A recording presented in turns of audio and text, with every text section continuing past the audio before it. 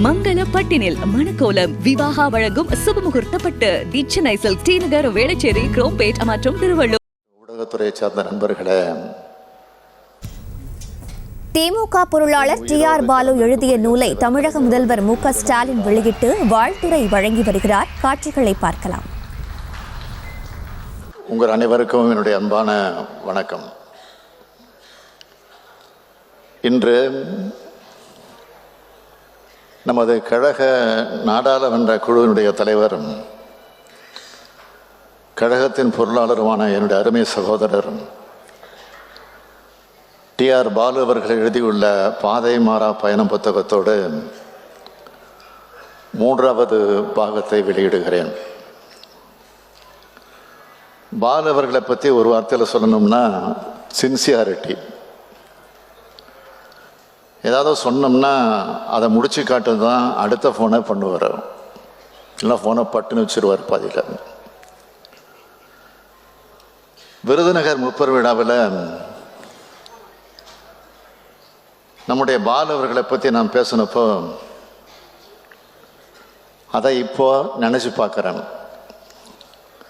கலைஞரின் தொண்டரா, தோழரா, செல்ல பிள்ளையா, உடன்பிறப்பா, பற்றாளரா, வெறியரா, என்னவென்று பாலுவை சொல்வது, இது எல்லாம் கலந்த கலவைதான் பாலுன்னு அன்னைக்கு நான் சொன்னேன்.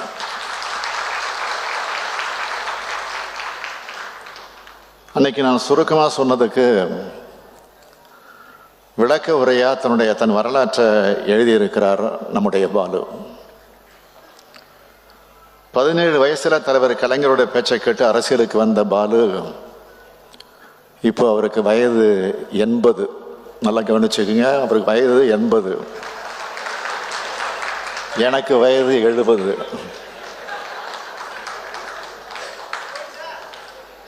இன்னைக்கு வரைக்கும் ஒரே கொடி, ஒரே இயக்கம், ஒரே தலைமைன்னு கொள்கை பிடிப்போடு இயங்கிக்கிட்டு இருக்கார்.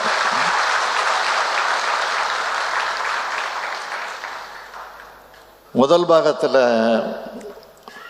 அரசியல் வளர்ந்ததை பற்றியும் கழகத்தோட வளர்ச்சிக்காக தொண்டாற்றினது பற்றியும் எழுதினவர் 2வது பாகத்தில் அவரால் இந்திய நாடு, நம்முடைய மாநிலமான தமிழ்நாடும் எப்படிப்பட்ட வளர்ச்சியை அடைஞ்சதுன்னு விரிவாக எழுதியிருக்கிறார். கிட்டத்தட்ட 12 ஆண்டுகளாக நாடாளுமன்ற உறுப்பினராக, 12 ஆண்டுகள் ஒன்றியத்தில் அமைச்சராக இருந்திருக்கிறார். நாடாளுமன்றத்தோட 2 அவைகளையும் கழகத்தோட குரலை அவர் கம்பீரமாக ஒழிச்சிருக்கிறார். தமிழ்நாட்டில் ஓடும் தங்க நாற்கர சாலையை இருந்தாலும், தேசிய நெடுஞ்சாலைகள் இருக்கிற பாலமாக இருந்தாலும், இது எல்லாருமே நம்முடைய பாலுவர்களின் திறமைக்கான மகுடங்கள். 12 ஆண்டுகள் ஒன்றிய அமைச்சராக இருந்த பாலு 3 முக்கியமான துறைகளில் முத்திரை பதிச்சார்.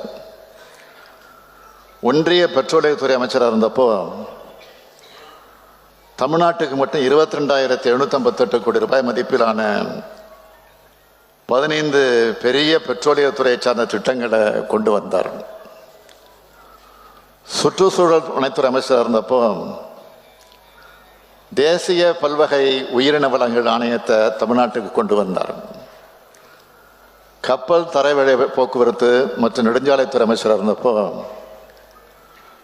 56,644 கோடி ரூபாய் மதிப்பிலான திட்டங்கள் தமிழ்நாட்டுக்கு வந்துச்சு.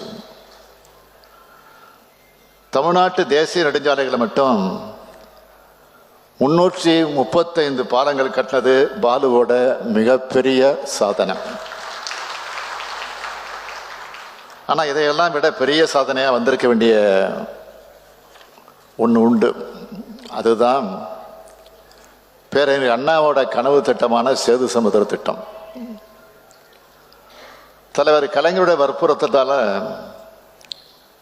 இந்த திட்டம் 2004ஆம் ஆண்டு தொடங்கப்பட்டாலும் அடுத்தடுத்து வந்த அரசியல் சூழ்ச்சிகளின் காரணமாக அந்த திட்டம் முடக்கப்பட்டுச்சு. அந்த திட்டம் நிறைவேறி இருந்தால் இந்தியாவோட வளர்ச்சிக்கும் தமிழ்நாட்டோட வளர்ச்சிக்கும் மிக முக்கியமானதாக இன்னைக்கு அது அமைஞ்சிருக்கும். இத்தகைய சாதனை கலைஞராக இருக்கிறது டிஆர் பாலு எழுதியிருக்கும் இந்த வாழ்க்கை வரலாறு. அதே போல ஈழத்தமிழர் வெடியலுக்காக திராவிட முன்னேற்ற கழகம் ஆற்றின பணிகளையும் அதனால் ஆட்சியே இழந்த தியாகத்தையும் யாராலும் மறக்க முடியாது. இனப்படுகொலை மற்றும் மனித உரிமை குற்றச்சாட்டுகளுக்கான இலங்கை அரசு மீது விசாரணை நடத்தணும்னு வலியுறுத்தி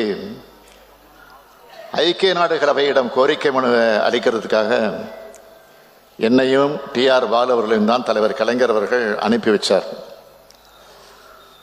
ஐநா துணை பொதுச் செயலாளர் யான் லியாசான் அவர்களையும் மனித உரிமை ஆணையம் நவநீதம் பிள்ளை அவர்களையும் சென்று சந்தித்து ஈழத்தமிழர்களுக்காக வாதிட்டோம். இது தொடர்பான முழுமையான செய்திகளை பாலு இந்த நூலில் விளக்கமாக எழுதியிருக்கிறார். தலைவர் கலைஞர் அவர்கள் நிறைவேற்ற பிறகு நடந்த நிகழ்வுகளை சொல்கிறப்போ கழக வரலாறாகவும் என்னோட வரலாறாகவும் அமைஞ்சிடுச்சு. கழகத்தையும் என்னையும் பாலுவையும் பிரித்து வரலாற்றை எழுத முடியாது.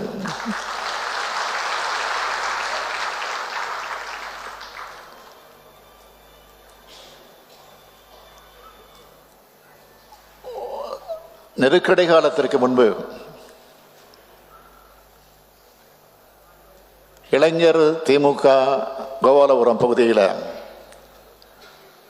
நான் தொடங்கின நேரத்தில் எனக்கு துணையாக இருந்தவர். அவர் அப்போது அண்ணா ஆர்ட்ஸ் அகாடமி என்ற ஒரு நிறுவனத்தை பொதுவாக நடத்தி கொண்டிருந்தார். கழகத்திற்கு துணை செய்யக்கூடிய வகையில் தான் நடத்தி கொண்டிருந்தார். அப்போதான் முதல் எனக்கு அவருக்கு அறிமுகம் கிடைச்சது. அந்த அறிமுகம் கிடைச்சப்ப அவரெல்லாம் வாங்க போங்க சார் எப்படி இருக்கீங்க அப்படின்னு நானும் பேசுவேன், அவரும் பேசுவார். அது போக போக என்னப்பா எப்படி இருக்க, அவரும் திருப்பி நல்லா இருக்குப்பா அப்படின்னு. அது இன்னும் போக போக யோ என்னையா எப்படி இருக்க இப்படி மாறிச்சு. அதுக்கு பிறகு இன்னும் சொல்லணும் வாடா போடான்னு சொல்ற அளவுக்கு கூட மாறிச்சு. ஆனா இப்ப பாத்தீங்களா அந்த தலைவர்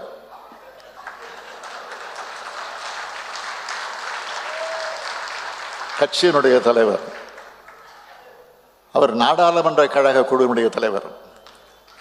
இப்ப சொல்ல முடியுமா? இரண்டரை கலந்தவர்களாக நாங்கள் இருந்தோம் என்பதற்காகத்தான் இதை சொல்றேன்.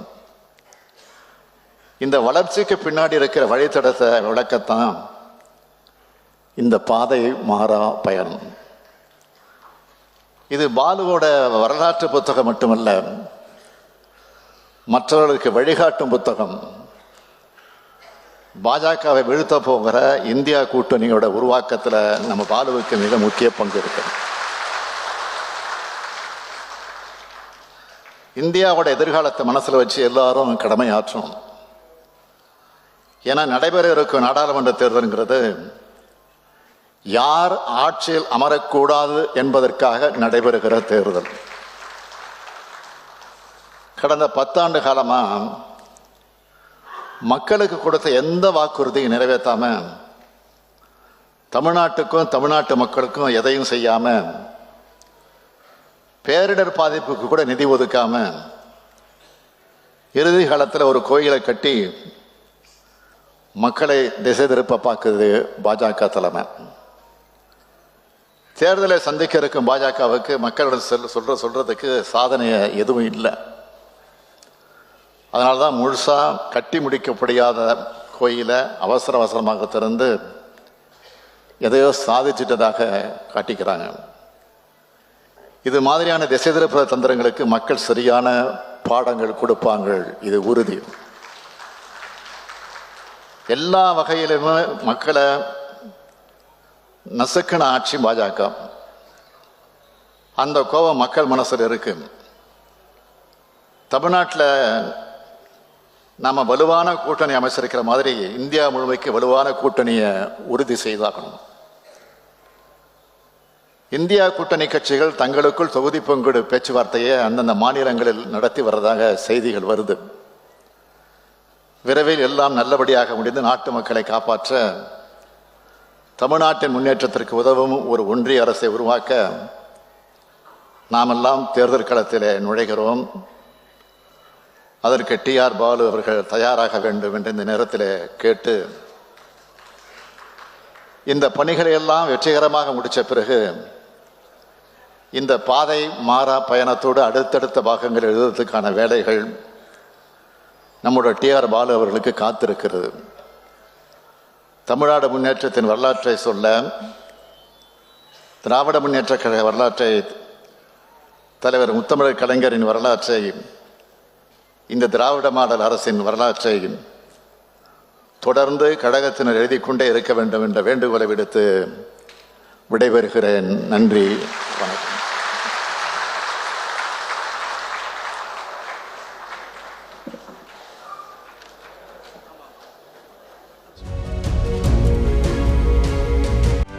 செய்திகளை உடனுக்குடனும் துல்லியமாகவும் தெரிந்து கொள்ள சப்ஸ்கிரைப் பண்ணுங்க.